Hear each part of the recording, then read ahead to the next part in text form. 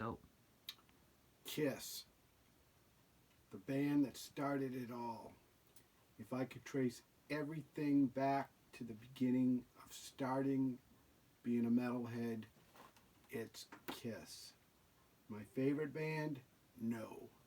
The most influential band probably in my life, I would say yes, because this is the band as a little kid that I knew that was the kind of music that I like. That's the Kiss board game. So this video was kind of shout out to that, the beginnings. I've seen quite a few people doing Kiss stuff lately, so I thought I'd jump on the bandwagon because Kiss is, you know, such an influential band.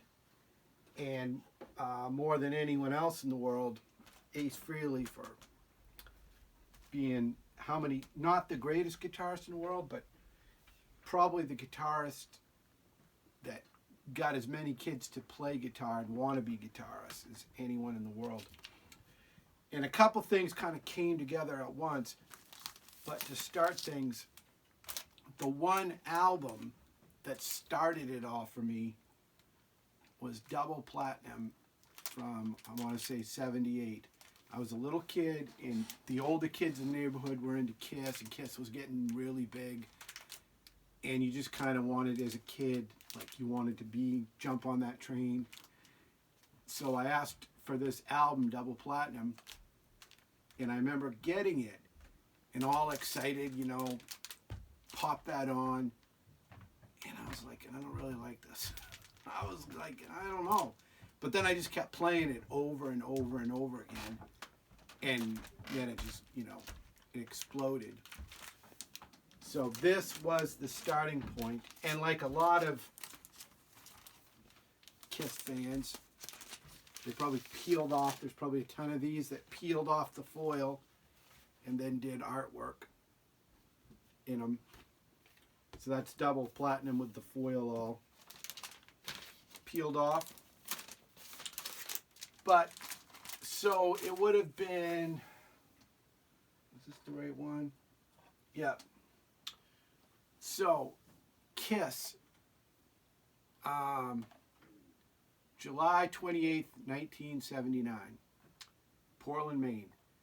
Kiss came to Portland, and I really, really wanted to go, and my parents said, you're too young, you can't go. And it was this concert, and my buddy Mark, who wanted to go, and they said no, his older brother Steve got to go. So we ended up going to his grandmother's house, and Kiss was playing on HBO, and I remember we watched it on HBO. It wasn't the same show or anything, but so just recently I found this bootleg online of this Kiss show from Portland, Maine. And of course I taped it and made a J card. And while I found this, then I also found, which I haven't made, I taped it, the Kiss reunion show in Portland, Maine, which I was at when Ace came back. So I taped that, made a J card from that. But this, it's not the greatest sound quality.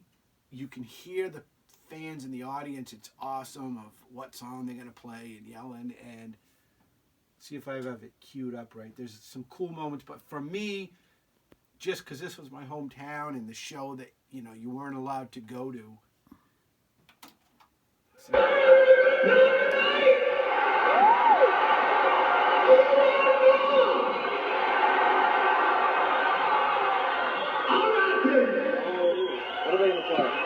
before we do anything, I want y'all to know something. It ain't often we get to come up to Maine. We only been to Bangor. I like that place, but I'll tell you something. This is the rock and roll capital of Maine.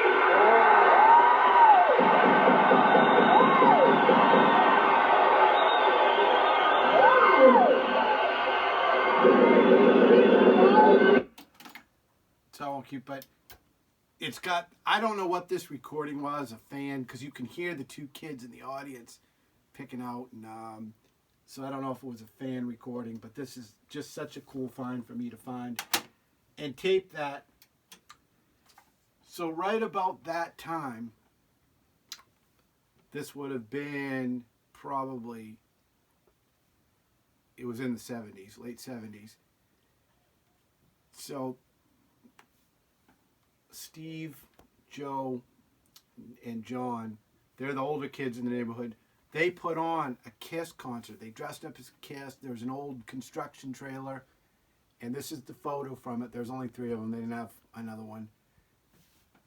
And so they put on, they had this boom box with a tape, and they played the song, and then, you know, did the like air guitar show and stuff. And the other little kids from the audience came in, and we paid whatever it was, a quarter or 50 cents, I don't remember, to come in to this old construction trailer. And that's the photo from those guys, which I've still kept for all these years. And then this is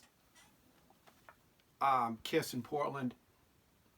I've got some photos from shows in Portland, and there used to be someone who would sell, must have been a photographer, and he would sell photos from the show. I don't think they were like, they're not licensed or anything. It's just on Kodak paper. But I've got Kiss, I've got some Judas Priest, Motley Crue with them giving the finger, and I've got a bunch of them that the guy, there's probably the same guy, would take them for years, and then he would sell them around town from the show. So that was that. And then this is the Dynasty. This is the album that I had back in the day, the that I framed. I've had framed for a long time. Got other copies now. But the record was pretty beat, so I saved the cover, and I've had that framed for a long time.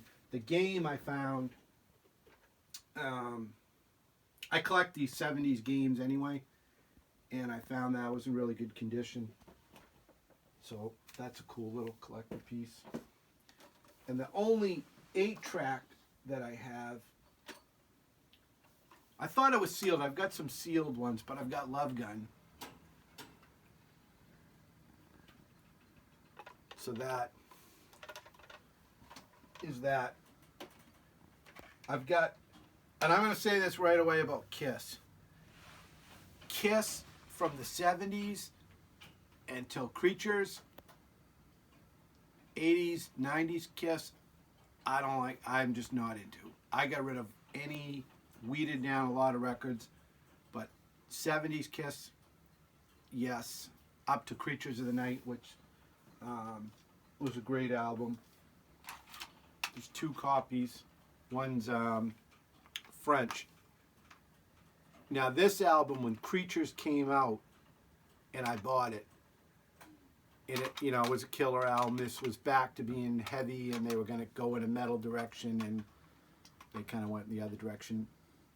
But this album, I had this Pioneer stereo that I'd saved up for, and it cranked. And my dad used to take the bus, go to work, and then he'd walk home from the bus station. Well, I put my speakers in my window, and I was playing the I Love It Loud, cranking it out the window. And my dad, he was getting closer to the house, and I remember he told me he was just going, please don't let that be my house. Please don't let that be my house. And he came around the corner, and it was. He was not too thrilled. But, so this, if I had to pick a favorite Kiss record, it's Creatures. It's just heavy. And I know Ace, the last with Ace, so Ace didn't play on it, but the cover is the best one.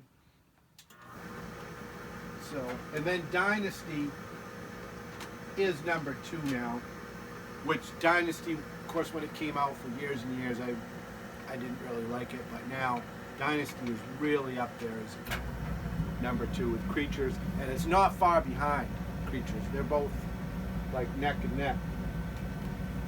And of course, the mighty Ace, you know, because he is the man, one of the most influential guitarists of all time, just from his attitude and getting kids to play, and you know, just his coolness factor and all that stuff. there's a bootleg I have, which I have. My favorite Kiss song by far is Dr. Love.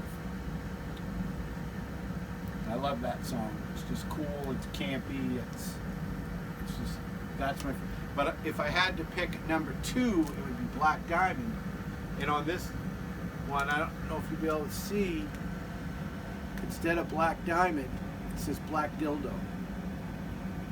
So this is a bootleg from somewhere, unofficial.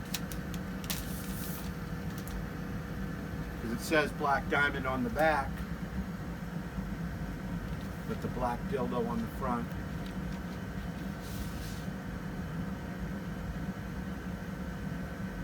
Kiss with the Ace, with the triple pickup, Les Paul, that smoke, and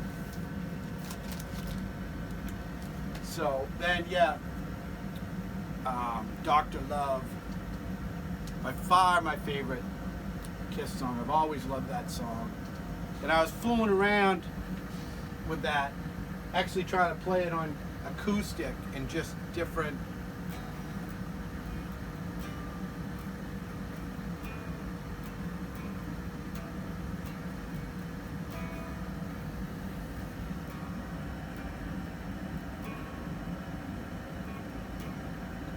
But that, I just love the riff, even though it's tuned down on that, so it's, which I didn't do. But, so Kiss, I just wanted to make a shout out video because Ace, the band, going back to what, probably 78, 79, is just a little kid, and that moment you knew, like, that's for me. That's what I want to be. You know, you didn't know it was going to be a metalhead, but that was the point.